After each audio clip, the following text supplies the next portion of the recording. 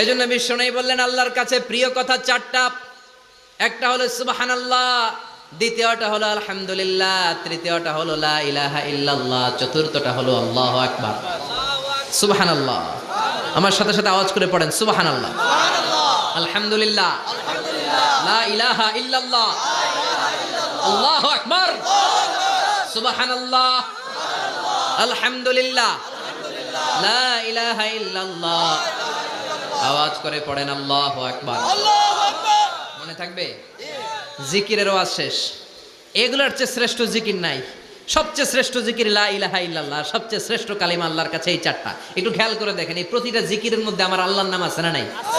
সুবহানাল্লাহ আছে না? আলহামদুলিল্লাহ, লা ইলাহা ইল্লাল্লাহ, আল্লাহু আকবার। আল্লাহ ছাড়া আল্লাহর নাম থাকবে না যেই শব্দের মধ্যে ওই সমস্ত নাম আর হুই হুই হুই হুই